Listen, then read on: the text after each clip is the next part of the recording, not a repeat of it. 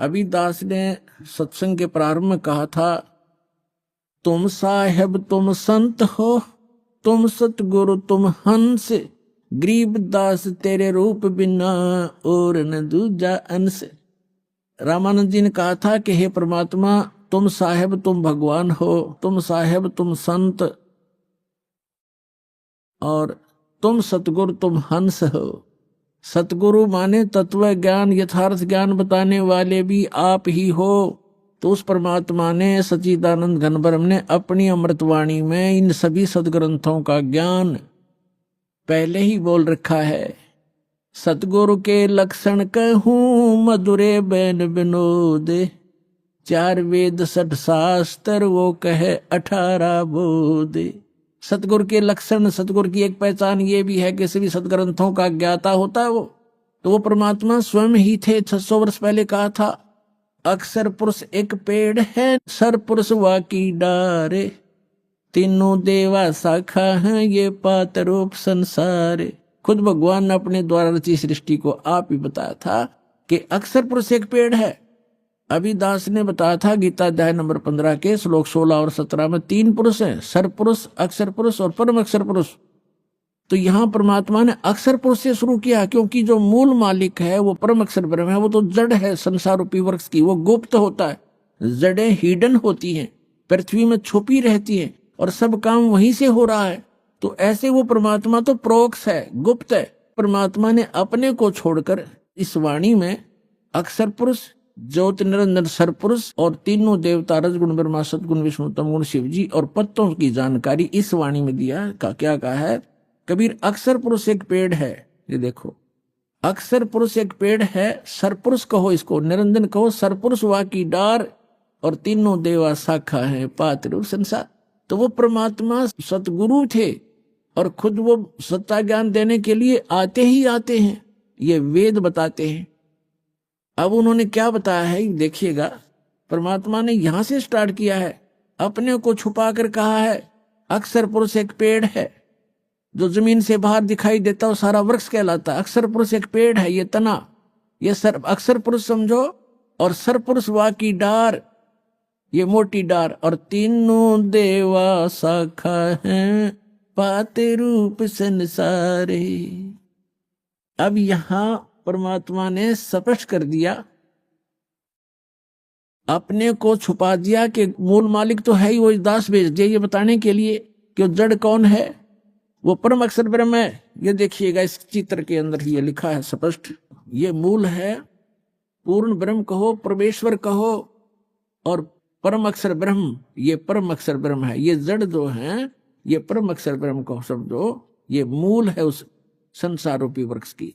और वो है कौन, ये देखिएगा इधर, पूर्ण ब्रह्म कबीर साहेब, ये कबीर परमेश्वर परम अक्षर ब्रह्म है। ये है संसार रूपी वृक्ष की जड़, और ये अक्षर पुरुष एक पेड़ है, सरपुरुष वा की डार, और तीनों देवा शाखा है ये पात्र। अब हम आते हैं श्रीमद् भगवद गीता के अध्याय नंबर 15 के श्लोक नंबर 1 पर। ऊर्ध्व मूलम अधः शाखम। गीता ज्ञान दाता ने केवल इतना बताया है, ऊपर को जड़, नीचे न शाखा वाला ये संसार रूपी उल्टा लटका हुआ संसार रूपी वृक्ष समझो, पीपल का वृक्ष रूप।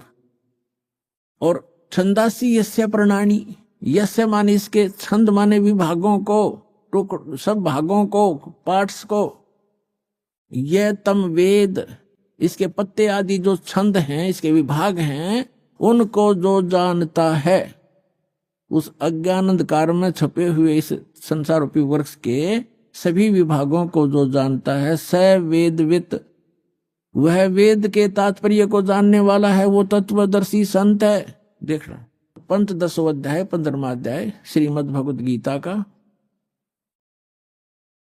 आदि पुरुष परमेश्वर मूल वाले। अब यहां इन्होंने गड़बड़ कर दिया, यहां तो ठीक लिख दिया, यहां लिख दिया अधः शाखम, ब्रह्मा रूप मुख्य शाखा वाले, ये गलत कर दिया। अधः माने नीचे शाखा वाले लिखना था। अब देखो ये 2 नंबर मंत्र है गीता का, 15 जाएगा, इसमें अधः 2 बार लिखा है अधः, और इसका अनुवाद इन्होंने किया यहां पर। देखो अधः माने नीचे और अधः माने नीचे, तो यहां शर्मा गई है, इनका ज्ञान तो था। और ऊर्ध्व माने ऊपर, ऊर्ध्व माने ऊपर, सर्वतर नहीं, ऊपर, ऊर्ध्व माने ऊपर, ऊर्ध्वम ऊपर, ऊपर जड़ और नीचे अधः माने नीचे। तो यहां प्रथम मंत्र में 15वें अध्याय का अब यहां लिखना था ऊर्ध्व मूलम, ऊपर को मूल वाला, वो आदि पुरुष परमेश्वर हो तो ठीक है, परम अक्षर ब्रह्म है, ऊपर मूल तो उसकी संसार रूपी वृक्ष की, और अधः शाखम ये नीचे को शाखा वाला, जैसा भी आपको दिखा था, ये है ये ऊर्ध्व मूलम अधः शाखम। अब गीता ज्ञान दाता ने केवल इतना ज्ञान दिया है कि ऊपर न जड़ और नीचे को शाखा वाला, दैट्स ऑल, उल्टा लटका हुआ ये संसार रूपी वृक्ष जानो। और जो इसके सभी भाग बताएगा सवेदवित, वो तत्वदर्शी संत है। ये देखना अध्याय नंबर 15 का, पंचदशो अध्याय 15वां अध्याय का और मंत्र नंबर 1। ऊर्ध्व मूलम अधः शाखम अश्वत्थम प्राहु अव्यम छंदासी यस्य प्रणानी ये तम वेद स वेदवित। इसके पत्तों, प्रणानी माने पत्ते, आदि पुरुष परमेश्वर मूल वाले, यह लिखना था नीचे शाखा वाले, ऊपर को जड़ वाला, नीचे शाखा वाला। संसार रूपी पीपल के वृक्ष को अविनाशी कहते हैं।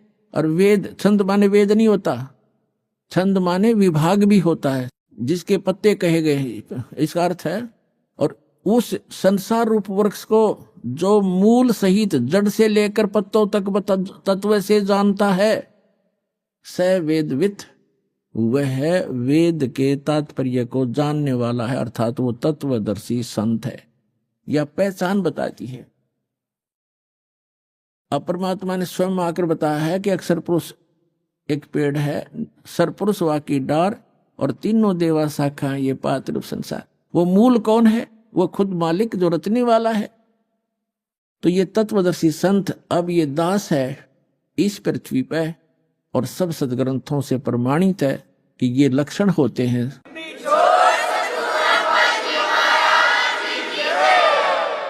अब इसमें क्या बताया है 15वें अध्याय के तीसरे चौथे में स्पष्ट कर दिया है कि जिस समय वो तत्वदर्शी संत मिल जाए और वो तत्व ज्ञान बतावेगा, उस तत्व ज्ञान रूपी शस्त्र के द्वारा इस अज्ञान रूप उलझी हुई गुत्थी को काटकर, अर्थात अच्छी तरह समझकर, उसके पश्चात परमेश्वर के उस परम पद की खोज करनी चाहिए, जहां जाने के बाद साधक फिर लौटकर कभी संसार में नहीं आते।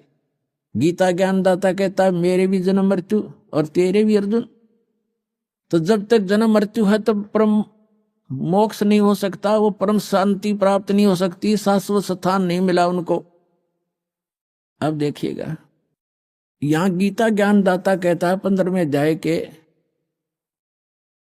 और तीसरे मंत्र से, इसमें कहा है कि इस संसार वर्ष का स्वरूप जैसा कहा है वैसा यहां विचार काल में, यानी तेरे मेरे गीता जी के विवेचन में, मैं नहीं जानता, नहीं पाया जाता, क्योंकि न इसका आदि और न अंत है। क्योंकि गीता ज्ञानदाता को इसका पता नहीं, क्योंकि यह सृष्टि रचने वाला नहीं है, तथा न ही इसकी अच्छी प्रकार से तिथि है।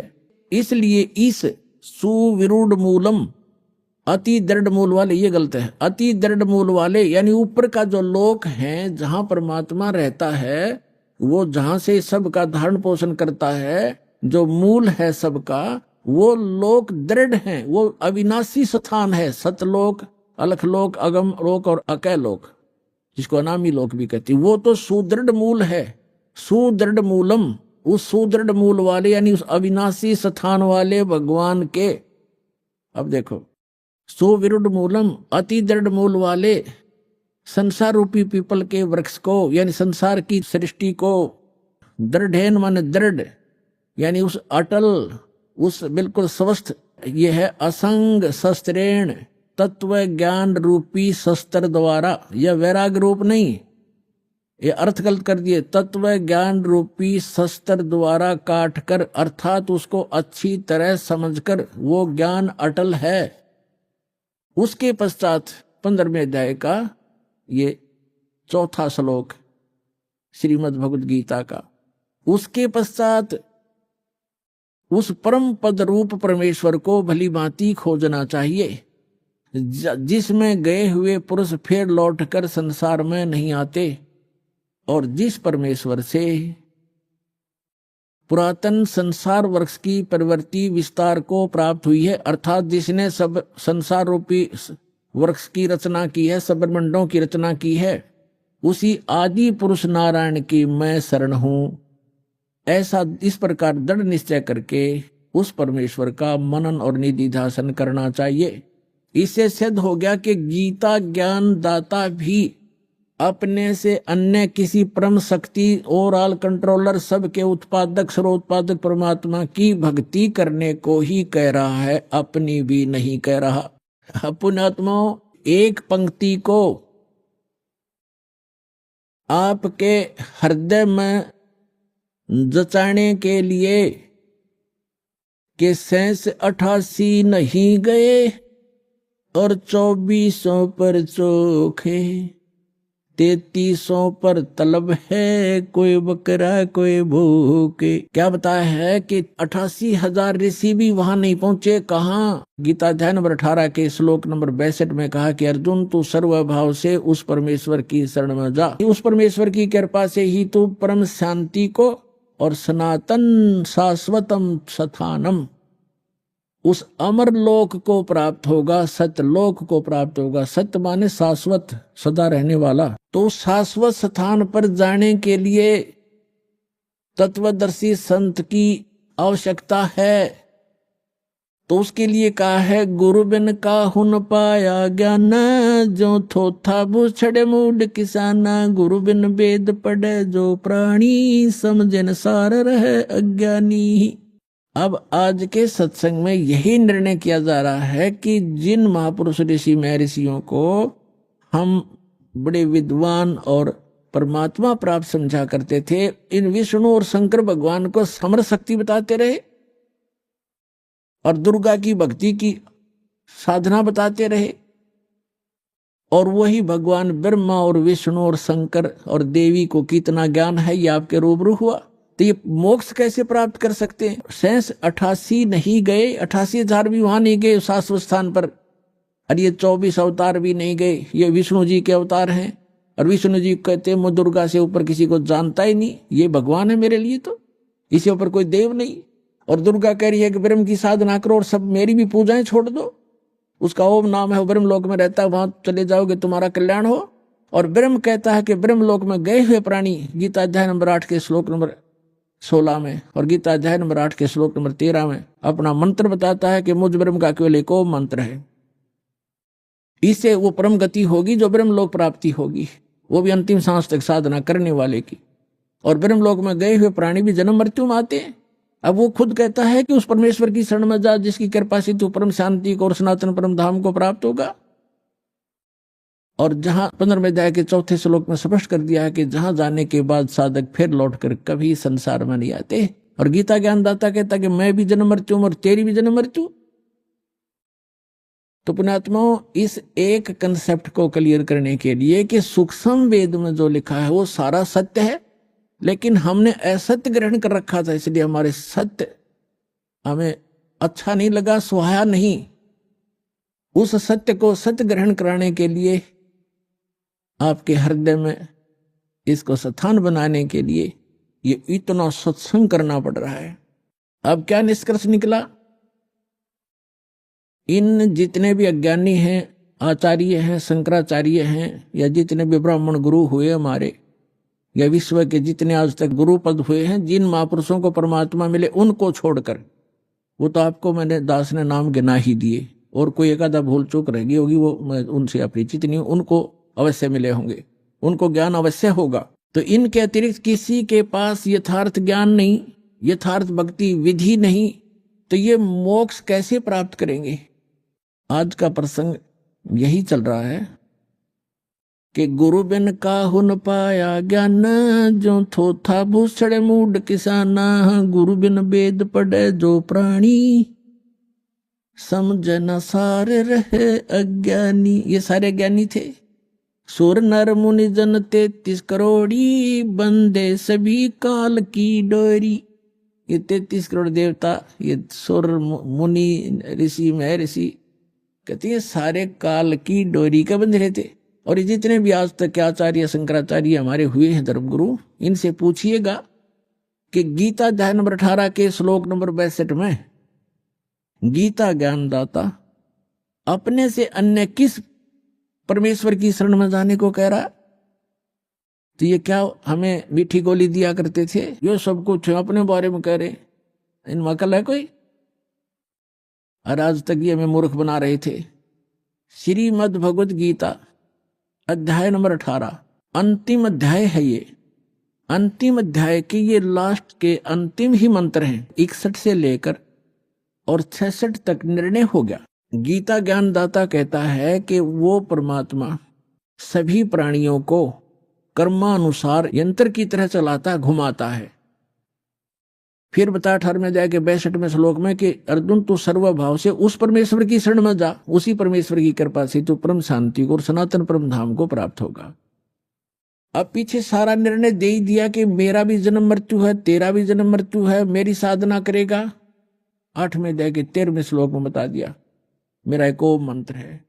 8वें अध्याय के प्रथम मंत्र में अर्जुन ने पूछा कि हे भगवान, आपने 7वें अध्याय के 29वें श्लोक में ये कहा है कि मेरे आश्रित होकर, आश्रित का अर्थ है कि गीता ज्ञानदाता कहता है कि तत्वदर्शी संत की खोज जो कर लेता है मेरे निर्देशानुसार, चौथे अध्याय के 32 और 34 में बताया, इस ज्ञान को आश्रय कर लेता है, वो जरा और मरण, जरा माने वृद्धावस्था, मरण माने मृत्यु, वृद्धावस्था के दुख और मृत्यु के दुख से जो छूटने का प्रयत्न करते हैं वे उस तत्ब्रह्म को जान चुके हैं और सारे अध्यात्म ज्ञान से परिचित हैं और सभी कर्मों से वो परिचित हैं। वही व्यक्ति, वही साधक जरा माने वृद्धावस्था के दुख से, बुढ़ापे के दुख से और मृत्यु के दुख से छूटने का प्रयत्न करते।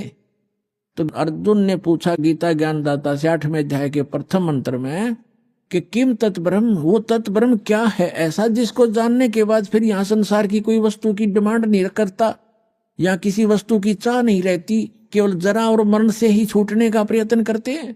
किम तत्ब्रह्म 8वें अध्याय के 3 श्लोक में उत्तर दिया गीता ज्ञानदाता ने कि वो परम अक्षर ब्रह्म है, गीता ज्ञानदाता से अन्य है। गीता अध्याय नंबर 15 के श्लोक नंबर 16 और 17 में 3 पुरुष है। एक सरपुरुष ये ब्रह्म है, अक्षर पुरुष ये परब्रह्म है, जो संसार रूपी वृक्ष का तना है वो अक्षर पुरुष, जिसको परब्रह्म भी कहते हैं। ब्रह्म से नेक्स्ट ब्रह्म, पर माने दूसरा, और सरपुरुष ये ब्रह्म है। इनकी कितनी प्रभुता है। यह सरपुरुष जिसको सरब्रह्म भी कहते हैं, संतों ने इसको काल ज्योत स्वरूपी निरंजन भी कहा है। ये केवल 21 ब्रह्मांड का प्रभु है, स्वामी है। और अक्षर पुरुष ये 7 संघ ब्रह्मांड का स्वामी है, केवल इतना ही। और परम अक्षर पुरुष गीता अध्याय नंबर 15 के श्लोक नंबर 16 और 17 में 3 पुरुष हैं। सरपुरुष अक्षर पुरुष ये तो 16वें श्लोक में बता दिए। और ये भी नाशवान, इनके अंतर्गत जितने प्राणी वो भी नाशवान, उनके भी स्थूल शरीर सबका नाश होता है। जीवात्मा तो सबकी अमर है, गधे कुत्ते की भी अमर है। अभी आपने सुने संत रामपाल जी महाराज के मंगल प्रवचन। आइए अब सुन